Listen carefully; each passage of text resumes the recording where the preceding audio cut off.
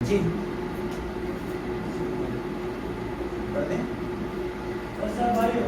جی کلام کہتا ہے پس اے بھائیوں. کس کو کہا جا رہا ہے؟ بھائیوں کو، یعنی مسیحیوں کو یہ کہا جا رہا ہے پس اے بھائیوں. آگے کیا کہا جا رہا ہے؟ جی پڑھیں. ہاں جی، خداوند کی آمد تک کیا کرو؟ صبر کرو. صبر کرو. آج کا جو ٹاپک، آج کا جو مضمون ہے وہ یہی ہے. اور اس کے اوپر اگر آپ یعقوب کے خط کے اوپر دیکھیں 7ویں آیت کے اوپر، تو وہاں پر بھی لکھا ہوا ہے. کیا لکھا ہوا ہے؟ صبر اور دعا. اور یہ دونوں کام بھی مشکل ہے. صبر کرنا بھی مشکل ہے اور دعا کرنا بھی مشکل ہے. اور دونوں زیادہ تر جو ہیں وہ کب کیے جاتے ہیں؟ مصیبت اور پریشانی کے اندر. مصیبت کے اندر، پریشانی کے اندر بھی صبر کرنا بہت ضروری ہے اور دعا کرنا بھی بہت ضروری ہے. یعنی آگے جو ہم باتیں کرنے جا رہے ہیں ان کا تعلق صبر اور دعا کے ساتھ ہے. آج کا مضمون یہی ہے. کہتا ہے پس بھائیو، پس اے بھائیو خداوند کی آمد تک کیا کرو؟ صبر کرو. اور آگے کیا لکھا ہے؟ دیکھو دیکھو. اور آگے ایک چھوٹا سا نشان ہے. دیکھو کے بعد اس کو اس نے تھوڑا سا رکا ہے وہ لکھتے ہوئے. دیکھو کا مطلب یہ ہے غور کرو. اگر آپ انگلش پڑھیں گے تو وہاں پہ لکھا ہوگا بیہولڈ، یعنی تھوڑا سا غور کرنے کی یہ جگہ ہے. کلام کہتا ہے دیکھو، اور آگے جا کر وہ ایک مثال دیتا ہے. کیا کہنے، کیا کس پر غور کرنے کی دھیان آپ کا دلوا رہا ہے؟ وہ کیا لکھا ہے جی؟ کسان زمین کی قیمتی پیداوار کے انتظار میں. یہاں پر اتنی سی بات کر کے کہ صبر کرو. کب تک؟ خداوند کی آمد تک. اور پھر وہ ایک بات کہتا ہے کہ کب، اس کی مثال دیتا ہے، ایگزامپل دیتا ہے. اور ایگزامپل کس کی دیتا ہے؟ کسان کی. کہتا ہے کسان کیا کرتا ہے؟ زمین کی قیمتی پیداوار کے انتظار میں پہلے اور پچھلے میہ کے برسنے تک کیا کرتا ہے؟ کہیں صبر کرتا ہے. سب کہیں کیا کرتا ہے؟ سارے نہیں کہہ رہے، سارے کمائیں گے. کیا کہتا ہے؟ کیا کرتا ہے؟ کس چیز کا؟ پہلے اور بعد کا میہ. یہ دونوں میہ ہی کسان کے لیے بڑی اہمیت کا عمل. پہلا میہ ہو جانا اور اس کے بعد فصل پکنے سے کچھ دیر پہلے کا جو میہ ہوتا ہے وہ بہت ہی اہمیت کا حامل ہوتا ہے. اس کے پیچھے کسان کی پوری محنت ہوتی ہے اور کسان اپنا پوری محنت کرنے کے بعد خدا کی طرف اپنا دھیان رکھتا ہے کہ خداوند اب میہ کو، اب فصل کو میہ کی ضرورت ہے. اب کسی نہ کسی طرح سے میہ ہو جائے نا، بارش ہو جائے نا، تو زبردست فصل ہو جائے گی، زبردست الاپال ہو جائے گا، زبردست اس کی جو ہے وہ پیداوار ہو جائے گی. یعقوب کہتا ہے کہ دیکھو کسان کیا کرتا ہے؟ زمین کی قیمتی پیداوار لینے کے لیے انتظار کرتا ہے. اور انتظار کیسے کرتا ہے؟ صبر کے ساتھ. اور میہ کون برساتا ہے؟ خدا. اس کا دھیان اس سارے پروسیجر کے اندر خدا کی طرف ہے. انگلش کہتی ہے so wait patiently brothers and sisters until the comes of the Lord. جب تک خداوند نہیں آ جاتا. اور خداوند کے آنے کا کسی کو پتہ ہی نہیں. اس کا مطلب یہ ہے کہ جب تک ہم روئے زمین پر ہیں تب تک ہمیں صبر اور دعا کرتے رہنا. اور کسان کی طرف اپنا، کسان کی طرح اپنا دھیان جو ہے وہ خدا کی طرف رکھنا ہے کہ خدا جو ہے وہ ہماری زندگیوں میں اس صبر کا پھل دے گا. دنیا بھی کہتی صبر کا پھل کام ہے نا. کلام میں لکھا ہے کہ دیکھو کسان کیا کرتا ہے؟ صبر کرتا ہے. اور 8ویں آیت کے اندر لکھا ہے تم بھی صبر کرو. کیا لکھا ہے؟ تم بھی صبر. ایک دوسرے کو کہوں گا تم نہ کیوں، آپ کیا لگتا ہے؟ آپ بھی صبر کرو. ہو نا، یاد ہوگی نا. آپ بھی کیا کرو؟ صبر کرو. یعقوب کہتا ہے تم بھی کیا کرو؟ صبر کرو. تم بھی صبر کرو. کس طرح؟ اس طرح کسان کرتا ہے. کسان جو ہے وہ بیج بو کر اپنا ہر پل چلا کے اپنی محنت پوری کرتا، لیکن انہوں یہ نہیں پتا کہ میہ برسے گا یا نہیں. انہوں یہ نہیں پتا کہ جدھر فصل بننی ہے جدھر پھل کی ہونا ہے، انہوں نہیں پتا بالکل بھی. جسٹ وہ اپنا کام کر رہا ہے. جسٹ وہ اپنے مطابق جو کچھ بھی انہوں نالج ہے، جو کچھ بھی وہ کر سکتا ہے وہ زمین واسطے کرتا ہے. جو کچھ بھی اس کو چیزیں ضرورت ہوتی ہیں وہ چیزیں پرووائڈ کرتا ہے. لیکن اس کو یہ نہیں پتا کہ پہلا میہ اور پچھلا میہ جو ہے وہ وقت پر برسے گا یا نہیں. لیکن پھر بھی کلام کہتا ہے وہ صبر کرتا ہے. وہ ویٹ کرتا ہے اور خدا کی طرف اپنی آنکھیں اٹھائے رکھتا ہے. آپ کا تو ذمہ داروں سے مجھے نہیں پتا کتنا واسطہ ہے، لیکن میرا بہت رہا. میرا بچپن وہاں پر ذمہ داری میں گزرا ہے. تو ایسا ہے واقعی، جب بھی کسان اپنی فصل سے نکلتا ہے بو کر، جب وہ بیج بو کر نکلتا ہے تو وہ جب اینڈ میں آتا ہے تو وہ ایک دفعہ، میں نے کئی کسانوں کو دیکھا، وہ ایک دفعہ گھوم کر اپنے کھیت کی طرف دیکھتا ہے جس میں کچھ بھی نظر نہیں آ رہا ہوتا. بیج تو نیچے بو دیا اس نے، گھر سے لا کر پیسے لگا دیے، کھاد ڈال دی، ہل چلا دیا، کھیت میں بنا دی، لوگوں کو مزدوری دے دی، سب کر دیا. اور وہ پیچھے مڑ کے دیکھتا ہے اور گھر جا کے آرام سے جا کے کھانا وانا کھاتا ہے، سب کھاتا ہے، سو جاتا ہے. اور گھر والے میں جا کے گل جیسی آج کی کھانا بیج جیسی بوئے ہیں. اور جڑا کوئی جنوں کسی کو پتہ نہ ہو جن کو ملتا ہے، ہاں جی پھر بیج بوائے، ہاں جی بوائے خدا ہم فصل کرے گا. یعنی اس کا سارا دھیان خدا کی طرف ہے. ہاللیلویا. مجھے اور آپ کو بھی یہ کہا جا رہا ہے کہ تم بھی کیا کرو، صبر بھی کرو. اور آگے لکھا ہے اپنے دلوں کو مضبوط رکھو. اپنے دلوں کو کیا رکھو؟ مضبوط رکھو. ان دونوں چیزوں کی خاص طور پر ان دنوں کے اندر مسیحیت کو بڑی خاص ضرورت ہے. مسیحیوں کو خاص ضرورت ہے اس چیز کی کہ وہ صبر بھی کریں اور اپنے دلوں کو کیا رکھیں؟ مضبوط بھی رکھیں. اسی دلوں بھی کمزور ہیں، گانے بھی ہیں دل دا میں کمزور، تو دلوں بھی کمزور ہیں تو صبر تو ساڑھے سے ہے ہی نہیں کیا تسی کیا ہے ہی نہیں، ہے نا. صبر تو ساڑھے سے ہے ہی نہیں. لیکن میری اکثر بچے آگے نہیں صبر دے نال آسرا، کوئی بھی چیز مانتا ہو جب چیخ کے مانتے ہیں صبر دے نال آسرا. مطلب صبر ضروری ہے انسان کی زندگی. اور یہ کلام بھی ہمیں سکھا رہا ہے صبر. کہتا ہے دلوں کو کیا کرو، تم بھی صبر کرو اور اپنے دلوں کو مضبوط رکھو. اپنے آپ کو صبر میں ڈالنا بہت ضروری ہے ہر ایک سچویشن کے اندر. اور خاص طور پر آج کے دن یا آج کی جو دن یہ چل رہے ہیں مسیحیت کے اوپر، خاص طور پر پاکستان کے اندر، اس کے اندر ہر ایک مسیحی کو صبر کے ساتھ کام لینے کی ضرورت ہے. اور اس صبر کے اندر انسانوں پر نہیں بلکہ کس پر امید لگانے کی ضرورت ہے؟ خدا پر امید لگانے کی ضرورت ہے. کس سے دعا کرنے کی ضرورت ہے؟ خدا سے دعا کرنے کی ضرورت ہے. خدا جو ہے وہ اپنے لوگوں کے لیے پرووائڈ کرتا آیا ہے، کرتا رہا ہے اور کرتا رہے گا. آگے لکھا ہے، نام یہ آیت پڑھ لیتے ہیں. اے بھائیو ایک دوسرے کی شکایت نہ کرو تاکہ تم سزا نہ پاؤ. دیکھو منصف دروازے پر کھڑا ہے. اس آیت کو سکپ کریں گے. 10ویں آیت پڑھتے ہیں. اے بھائیو جن نبیوں نے خداوند کے نام سے کلام کیا، غور سے سنیے گا. اب پہلے اس نے مثال دی کسان کی کہ کسان کی طرح صبر کرو. اس کے بعد اس نے روحانی طور پر بھی ایک ایگزامپل ہمارے سامنے رکھی. اس نے ایک ایگزامپل سیٹ کی. کیا ایگزامپل سیٹ کی؟ کہتا ہے جن نبیوں نے خداوند کے نام سے کلام کیا.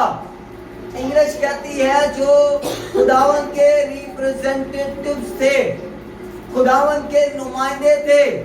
آپ جب بھی کسی ادارے میں جاتے ہیں اس ادارے کا ایک نمائندہ ہوتا ہے.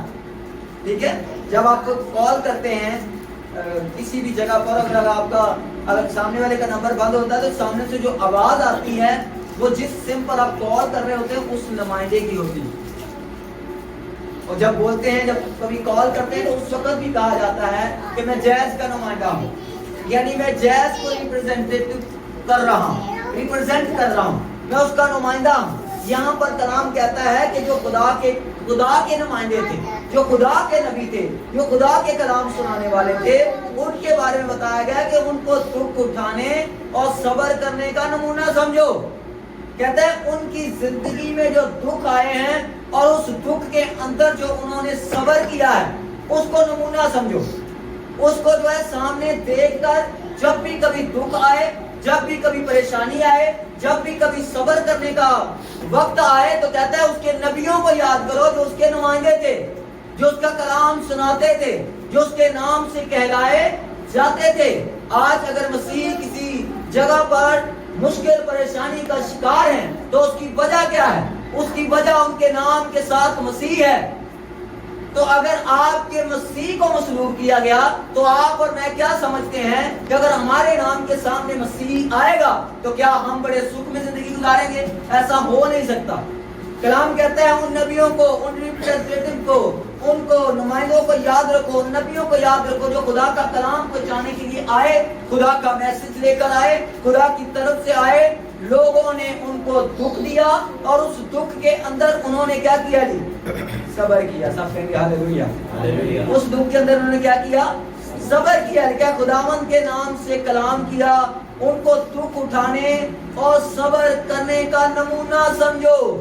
ان کو نمونہ سمجھ کر صبر کرتے جاؤ اور دکھ میں سے گزرتے جاؤ. سب کہیں گے ہاللیلویا. آگے اور بات لکھی ہے کلام میں لکھا دیکھو صبر کرنے والوں کو ہم مبارک کہتے ہیں. تو بے صبریاں نہیں, صبر کرنے والوں کو کیا کہتے ہیں؟ مبارک. مبارک لفظ کا مطلب کیا ہے؟ ہم اکثر کہتے ہیں مبارک ہو, لیکن مبارک لفظ کو جب آپ ڈیپلی جاتے ہیں تو اس کا مطلب ہے ہیپی, اور خاص طور پر اس کا مطلب ہے اسپرچولی طور پر پراسپر, یعنی روحانی طور پر خوشحال. صرف خوشحال نہیں, صرف خوش نہیں, بلکہ وہ روحانی طور پر خوشحال, خدا میں رہ کر خوشحال. کلام کہتا ہے صبر کرنے والوں کو ہم روحانی طور پر خوشحال کہتے ہیں کہ یہ روحانی طور پر خوش ہے. اور یاد رکھیں اگر کوئی روحانی طور پر کمزور ہے تو وہ کبھی صبر نہیں کر سکتا. ممکن ہی نہیں ہے کہ وہ صبر کرے.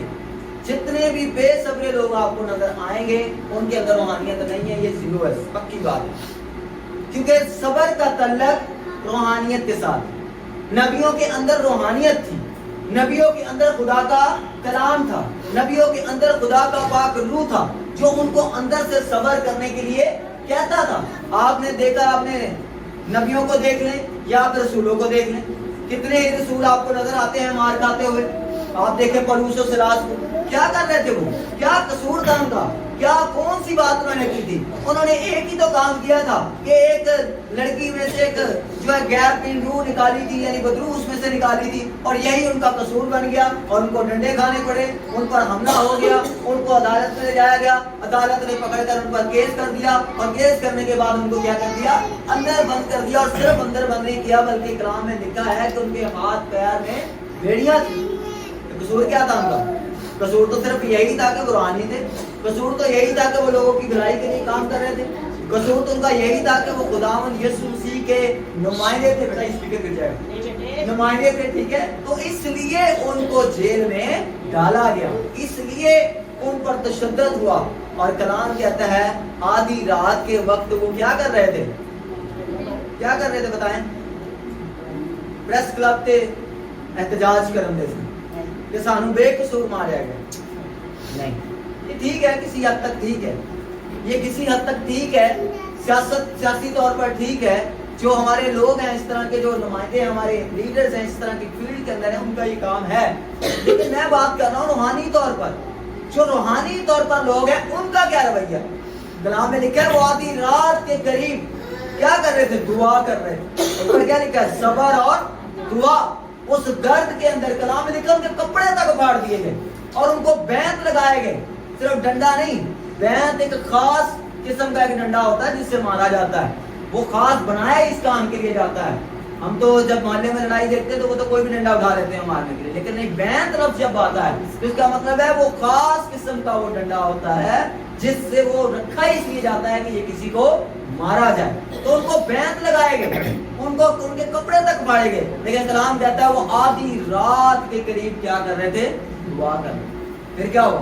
بیڑیاں کھل گئی, خدا ان کا فرشتہ ان کے درمیان میں آ کر ان کو لے گیا, بیڑیاں کھل گئی, جیل کے دروازے کھل گئے اور ان کو وہاں سے رہائی مل گئی. صبر اور دعا ہماری زندگی میں بیڑیوں کو کھولنے کی پاور ہے. سب کہیں گے ہاللیلویا. آگے بڑھیں.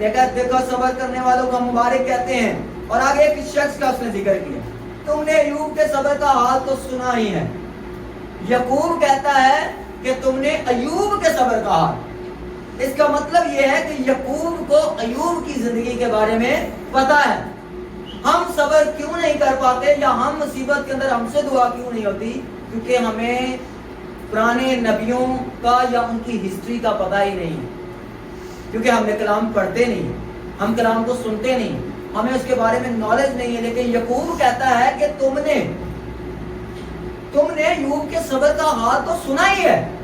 آگے کہتا ہے اور خداوند کی طرف سے جو اس کا انجام ہوا اسے بھی معلوم کر لیا. کہندا حال جڑا ہویا وہ بھی تینوں پتہ ہے, تے بعد سے خدا نے جڑا انجام लिखिया है कलाम मुकद्दस दे विच, वो भी तुहानू पता है। इसीलिए अयूब को क्या कहा जाता है? साबर कहा जाता है। साबर किसको कहते हैं? सबर करने वाले। कलाम कहता है कि अयूब के सबर का हाल तो सुने, तूने सुना ही है, और खुदावंद की तरफ से जो उसका अंजाम हुआ उसे भी मालूम कर लिया है, जिससे खुदावंद का बहुत तरस और रहम जाहिर होता है। आए थोड़ा सा पीछे चलते हैं, अयूब को पढ़ते हैं। इसने जो जिक्र किया है तो थोड़ा सा हम देखते हैं। पहला बाब निकालें।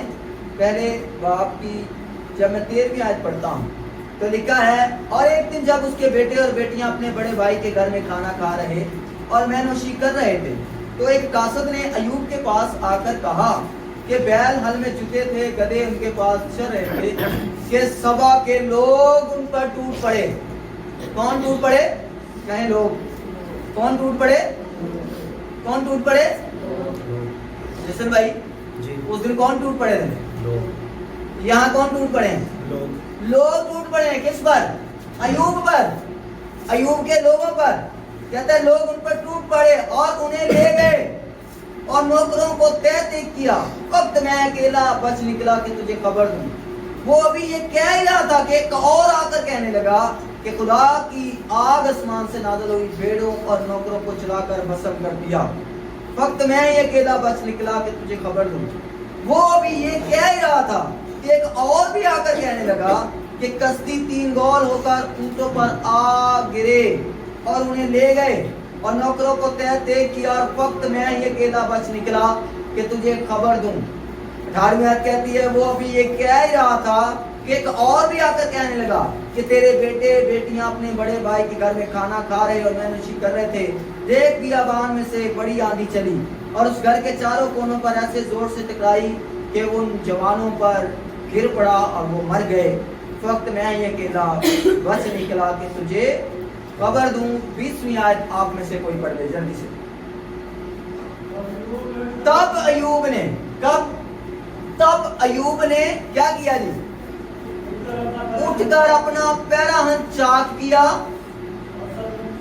और सर मुड़ाया। हाँ, ये दोनों काम जो पहले लिखे हैं ये उस वक्त के लोग किया करते थे, आज के लोगों पर ये नहीं। ठीक है, लेकिन तीसरा काम जो उसने किया, उसने क्या किया? जमीन पर गिरकर सिजदा किया। तब जब उसका सारा सब कुछ खत्म हो गया, यहाँ पर जलने की बात भी हुई है, यहाँ पर तबाह होने की बात भी हुई है, यहाँ पर उसके बेटे बेटियों को मार भी दिया गया और वो मर भी गए हैं। कलाम में लिखा है, तब अयूब ने उठकर अपना पैराहन चाक किया, सर मुड़ाया और जमीन पर गिरकर क्या किया? सजदा किया। इस ऐसे ही उसका नाम याकूब ने नहीं लिख दिया कलाम के अंदर। कलाम में लिखा है, तुमने अयूब का हाल तो सुना ही है। अयूब का हाल ही मैं आपको चंद में रिवाइज करवा रहा हूँ कि जब उस पर मुसीबत आई, परेशानी आई, तो उसने क्या किया? उसने सब्र भी किया और उसने सजदा भी किया। हमारे लोगों के अंदर या हमारे अंदर दोनों चीजों की कमी है। ना हम सब्र करते हैं, ना हमें पता है कि जब हम पर मुसीबत आती है तो हमें असल में पहला काम क्या करना है। साथ दूसरे काम कुछ भी हो सकता है, लेकिन पहला काम इसने क्या किया? खुदा के पास गया। इसने अपने आप को खाकसार किया, इसने अपने आप को खुदा की हजूरी में लेकर गया। कलाम कहता है इसने सिजदा किया और फिर कहा, ये बहुत इंपॉर्टेंट बात, कहा। ये जो हम कहते हैं ना, ये बड़ा असर करता। इसने क्या कहा? इसने कहा, नंगा मैं अपनी माँ के पेट से निकला। आज जब हम पर मुसीबत परेशानी आती है तो हम खुदा को क्रेडिट नहीं देते। मैंने लोगों के मुंह से सुना है, मैंने ये किया है, मैंने वो किया है, हमने जो है बड़ी मेहनत की है, हमने जो है वो बड़ी तवज्जो से ये बनाया है। वो सारी बातों में अपने आप को इज्जत और जलाल देते हैं, अपने आप को जो है वो सामने रखते हैं कि हमने ये किया। ठीक है, मैंने ये किया है, मेरी मेहनत से ये हुआ है, मैंने दिन रात काम किया है। वो सब ठीक है अपनी जगह पर, लेकिन यहाँ इसने क्या किया? इसने कहा, मैं कैसा आया था? माँ के पेट से कैसे आया था? मेरे को तो कपड़े भी कोई नहीं था, सारा कुछ मेरा तबाह हो गया, नौकर चाकर तबाह हो गए, बच्चे मेरे खत्म हो गए, घर मेरा रहा नहीं। कलाम कहता है, इसने कहा یہ غلط جب میں دنیا میں آیا تھا، اس سے دوسرا مطلب یہ ہے کہ میں کچھ بھی تو لے کے نہیں آیا تھا. کلام کہتا ہے اس نے کہا میں ننگا میں اپنی ماں کے پیٹ سے نکلا اور ننگا ہی بھی واپس جاؤں گا. نہ میں کچھ لے کر آیا ہوں اور نہ میرے ساتھ کچھ لے کر جانا ہے. آگے لکھا ہے خداوند نے دیا، خداوند نے دیا. آئے کون تھے؟ سبا کے لوگ. لیکن آج اگر ہم اپنی زندگی پر غور کریں تو ہم پر اگر کوئی مصیبت پریشانی آتی ہے تو ساڈے منہ تو الفاظ ہی ایسے ایسے خوبصورت نکل دینا کہ خدا ہم کہندا ہے کہ کیا کر رہے ہیں؟ کیا دکھ پہلی دفعہ آتا ہے؟ کیا آپ ہی پہلے انسان ہیں جس پر آپ پر دکھ آیا؟ آپ پہلے نہیں ہیں، آپ سے پہلے بہت سارے گزرے. کیا آپ پہلے لوگ ہیں جن پر جو ہے وہ دوسری قومیں جو ہے وہ اٹیکس کرتی ہیں، یا دوسری قوموں کے سامنے آپ جو ہے وہ کسی نہ کسی جگہ سے کمزور ہیں؟ نہیں، آپ اکیلے نہیں ہیں. مسیحی صرف اکیلے نہیں ہیں. یہ دنیا کے اندر ہر ایک قوم کہیں نہ کہیں بھگت رہی ہے. یہاں پر جس کی اکثریت ہے وہ اقلیت والوں کو، لیکن جن کی یہاں پر اکثریت ہے، جہاں پر ان کی اقلیت ہے، وہاں پر وہ بھگت رہے ہیں. تو یہ تو دونوں طرف سے ہے. لیکن میں آج صرف مسیحیوں سے بات کر رہا ہوں کہ جب آپ دکھ کے اندر ہوں، جب آپ تکلیف کے اندر ہوں، جب آپ کی زندگی کے اندر اتنا بڑا دکھ آیا ہے تو اس کے اندر ہمیں صبر اور دعا سے کام لینے کی ضرورت ہے. ساری چیزیں پرووائڈ وہ پہلے بھی اس نے ہی کی. جو کچھ لوگوں کے پاس ہے یا تھا وہ سب کچھ کس نے دیا ہے؟ خدا نے تو دیا تھا پہلے بھی. تو جو خدا پہلے دے سکتا ہے کیا وہ بعد میں نہیں دے سکتا؟ ایوب اصل میں اس بات کا یہاں پر اقرار کرتا، کہتا پہلے بھی تو میں کچھ نہیں لے کے آیا، پہلے بھی تو میں ننگا خدا ماں کے پیٹ سے نکلا، اور کہتا ہے ننگا ہی پھر واپس چلا جاؤں گا. کہتا ہے خداوند نے دیا، خداوند نے لیا، اور خداوند کا انعام مبارک ہو. وہ اس دکھ کے اندر صبر کرتے ہوئے دعا کیسی کر رہے ہیں کہ خداوند کا نام مبارک. اس کا دھیان کہاں پر ہے؟ خداوند کی طرف. ہاللیلویہ. میرا اور آپ کا دھیان کہاں پر ہونا چاہیے؟ خداوند کی طرف. اور اس دکھ اور پریشانی کے اندر بہت سارے لوگ ہمارے پاس آتے ہیں، ہم سے اظہار افسوس کرنے کی، جیسے آج کل ہمارے بہن بھائی پاسٹر خادم جو ہیں جن کے پاس یہ سطح حیثیت ہے وہ وہاں پر جا رہے ہیں، ان کی داد رسی کر رہے ہیں، ان سے پوچھ رہے ہیں جانا چاہیے. یہاں پر ایوب کے پاس بھی 3 اس کے دوست آئے اس سے پوچھنے کے لیے کہ تجھ پر یہ ساری مصیبت پریشانی آئی ہے. تو کلام میں لکھا ہے کتنے دن تک تو وہ بیٹھے رہے، ان کے منہ سے کوئی بات ہی نہیں نکلی. وہ ان کی ہمت نہیں ہوئی کہ ایوب سے بات کر سکے. اس کا دکھ کتنا بڑا، جیسے وہ بیٹھا ہوا ہے ویسے وہ بھی بیٹھے رہے. ویسے بالکل کلام کہتا ہے تقریباً 7 دن تک وہ ان سے انہوں نے بات چیت نہیں کی. اس کے بعد انہوں نے پھر بات چیت کرنا شروع کی. کسی نے کہا یہ تیری مصیبت تیرے وجہ سے ہوا، تو بہت گنہگار ہے اس لیے تجھ پر ہوا. پھر تیسرے نے کہا یہ ہو گیا، چوتھے مطلب تینوں نے مل کر کچھ نہ کچھ. لیکن ایک نے کہا کہ نہیں ایسا نہیں. کرتے کرتے کرتے کرتے وہ بات چیت کرتے رہے. ایوب بھی خدا سے بہت سارے گلے اور شکوے کرتا رہا. لیکن کلام میں ایک بڑی خوبصورت بات لکھی ہے.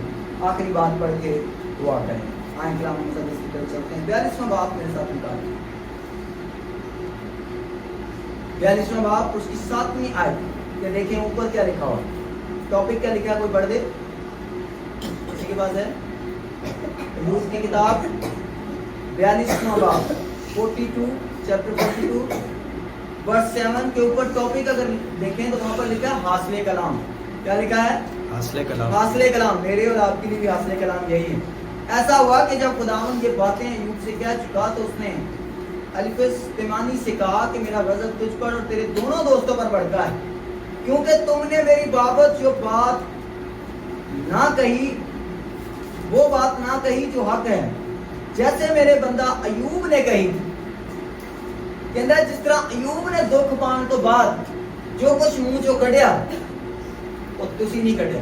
خاص طور پر ایک میرا دوست تھی، اس دوست کا نام لے کر خدا نے کہا کہ تم نے اس طرح سے بات نہیں کی جس طرح سے ایوب نے کی.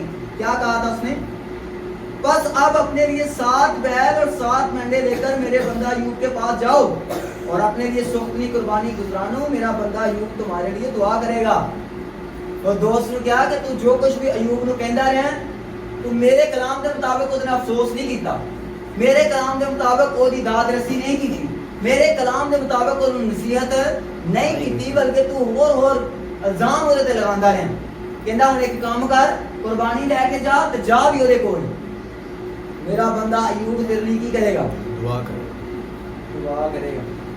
ਬੰਦੇ ਦਾ ਸਾਰਾ ਕੁਝ ਉਜੜ ਗਿਆ, 7 ਮੁੰਡੇ ਤੇ 3 ਕੁੜੀਆਂ ਮਰ ਗਈਆਂ ਨੇ, ਬਾਕੀ ਮਾਲੋ ਮਤਾ ਜਿਹੜਾ ਉਹ ਤੇ ਲੱਗ ਗਿਆ। ਉਹ ਕੀ ਹੋਇਆ? ਖਤਮ। ਤੇ ਉਸ ਬੰਦੇ ਕੋ ਜਾਓ, ਕਹਿੰਦਾ ਉਹਦੇ ਕੋ ਜਾਓ, तेरे लिए ਕੀ ਕਰੇਗਾ? वो तेरे लिए दुआ करेगा। फिर क्या होगा? क्योंकि उसे तो मैं कबूल करूंगा ताकि तुम्हारी जहालत के मुताबिक तुम्हारे साथ सलूक ना कर। इसका मतलब यह है कि अगर कोई जहालत कर रहा है तो खुदा उसके मुताबिक उसके साथ सलूक करेगा।